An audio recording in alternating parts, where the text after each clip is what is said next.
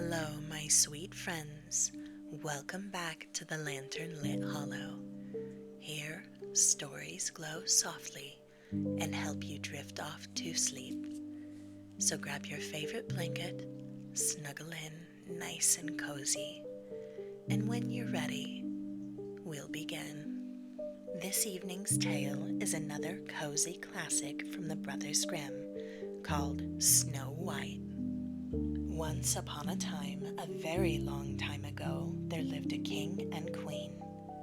They lived in the finest of palaces, which was surrounded by a very dark, dense forest, which had a long path winding through it. The king and queen were very happy together, but their lives were made complete by the birth of a daughter. They named the child Snow White, and she was beautiful. Her hair was as black as coal, her skin as white as snow, and her cheeks were as red as roses. As Snow White gradually got older, she grew even more beautiful, and it was soon clear to everyone's eyes that she was as beautiful as she was good, so much so that even the animals were her friends. But as Snow White grew older, her mother, who was ill, grew weaker.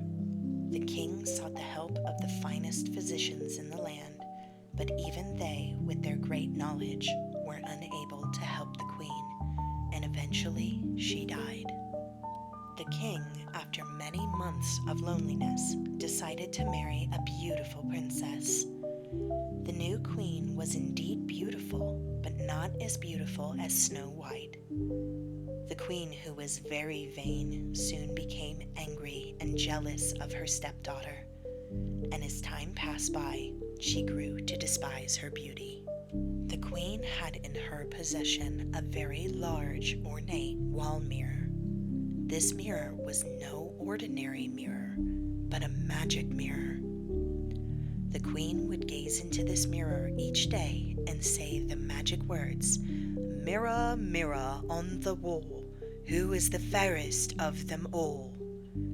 The mirror would always give the same answer, "O Queen, you are the fairest of them all." One day, when the queen spoke the magic words, the mirror's reply was different. "Oh, Snow White is the fairest in all the land." At this, the queen grew angry and smashed the mirror. In a great temper, the queen sent for the king's footman. She ordered the footman to take Snow White deep into the heart of the forest and kill her. She provided him a bejeweled box to bring back her heart as proof of her death. The king's footman, who loved Snow White dearly, was very distressed, for he could not harm the child, but he dare not defy the queen's orders. Whilst taking Snow White into the forest, he thought of a plan which would mean he did not have to kill her. Instead, he let her wander off alone, but to satisfy the queen's demands, he killed a bear and cut its heart out and returned it to the palace. The queen was absolutely delighted in the belief that Snow White was dead and that she was once again the fairest in the land. Snow White became frightened as she went deeper and deeper into the forest, becoming lost along the way. Fortunately for her, she came across her animal friends. But soon, night began to draw in slowly, and the forest began to grow dark. Snow White became frightened as she had never been in the forest when it was dark. Then, to her great relief, she spotted a tiny clearing in the distance. As she drew nearer, she realized that it was a tiny cottage. She slowly walked up to the door, which was only a very small door, and knocked upon it. There was no answer. She knocked again, but still no answer came. She began to wonder who might live in there, if in fact anyone did. After waiting for an answer, Snow White decided to try the door, and to her amazement, it opened. She slowly entered the tiny cottage and found that no one was there. but she did find 7 little beds, and on the table, which had 7 little chairs around it, there were 7 mugs, knives, forks, and spoons. Snow White also noticed how untidy the little cottage was, and immediately set to work with the help of her animal friends. She cleaned and tidied the cottage until it was bright and clean. It was now well past Snow White's bedtime, and she was feeling very tired. She climbed the stairs of the tiny cottage and soon fell fast asleep across 3 of the tiny beds. Meanwhile, the occupiers of the cottage were finishing their day's work at the mine. The mine was no ordinary mine, but a diamond mine, where they would work and toil each day. The day's work done, they set off on their way home, singing their favorite song along the way. When they entered their cottage, they thought that they had entered the wrong place, as it was very different from the way they had left it that morning. It was now all clean and tidy. Then they discovered Snow White, and never before had they seen anyone so beautiful. At this time, Snow White awoke to find the 7 little dwarves staring at her, and it was not long before they all became friends. Back in the kingdom, the queen, now thinking Snow White was dead, returned to her magic mirror and said, "Mirror, mirror on the wall, who is the fairest of them all?" And the mirror replied, "Snow White is still the fairest in the land." The queen burst into a rage and called the footman to scold him for disobeying her orders. The queen thought of a plan to be rid of Snow White once and for all. She decided to coat a comb with poison and put an end to her. This time, she would ensure the task was carried out correctly, as she would do it herself.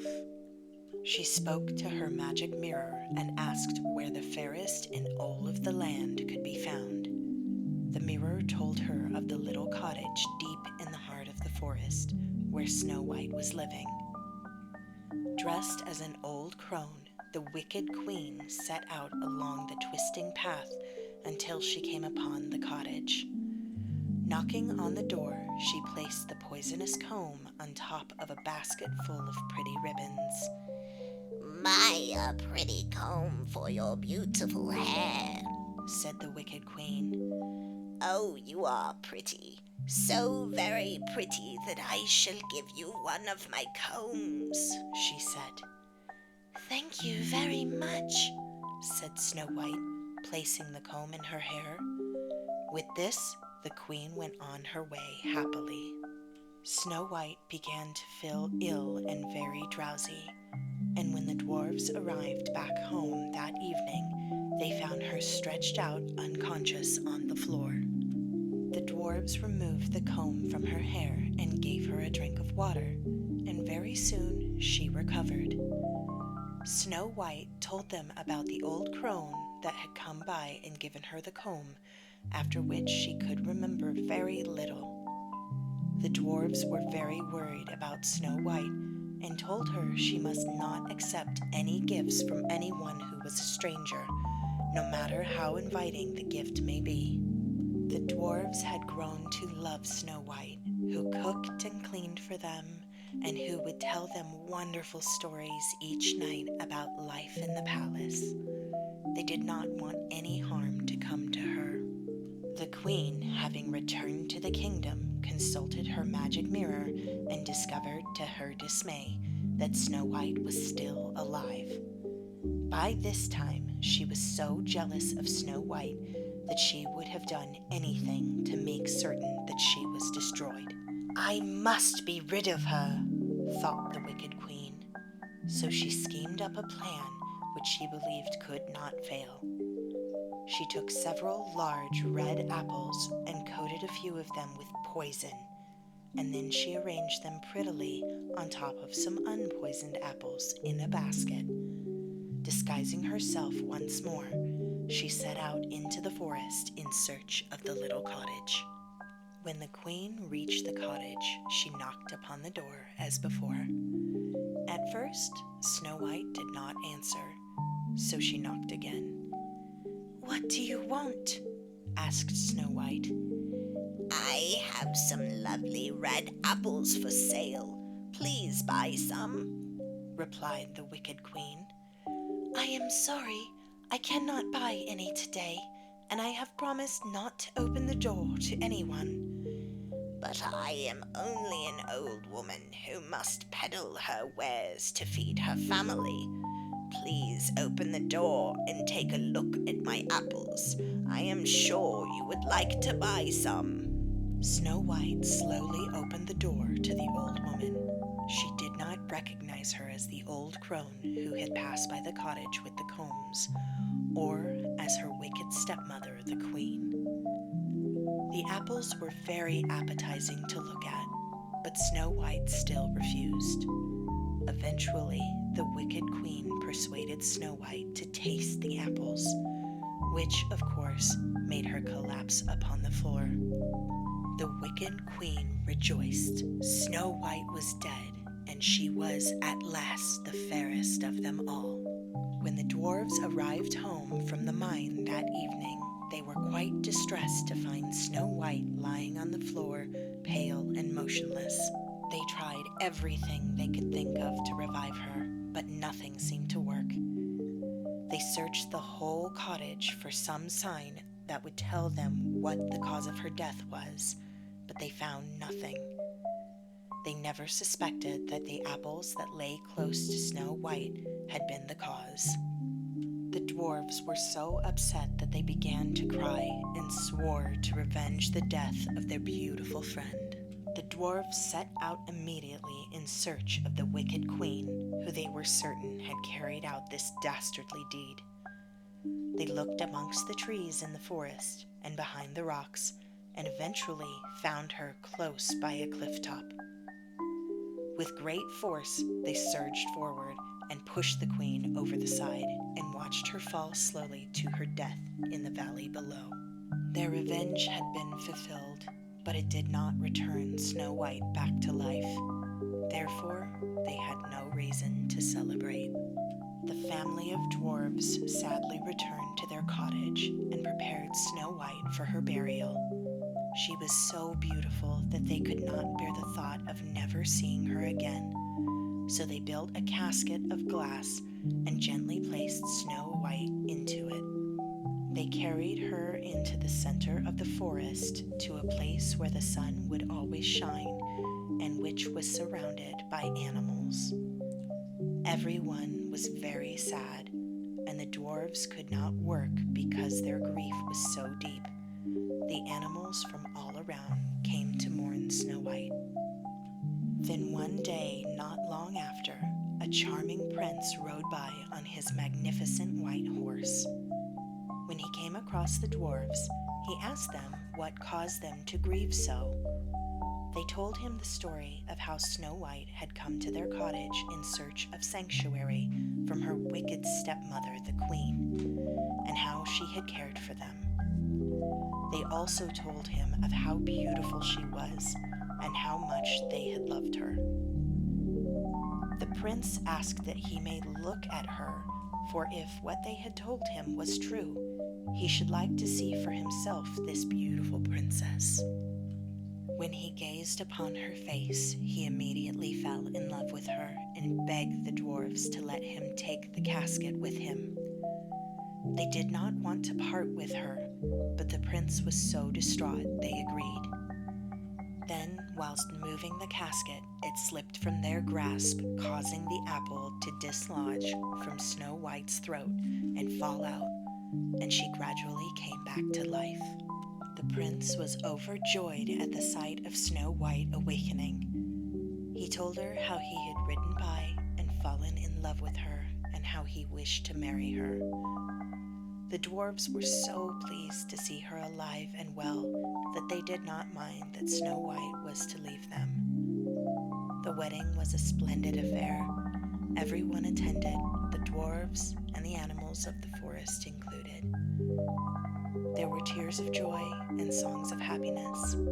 and the prince and princess lived happily ever after. And that brings our tale to an end this evening, my sweet friends. Now it is time to turn the lantern down to a soft glow, snuggle with your favorite stuffy, and let yourself drift off to dreamland. Sleep sweet, my dear friends, and I'll be here when next you return to the Lantern Lit Hollow. Good night.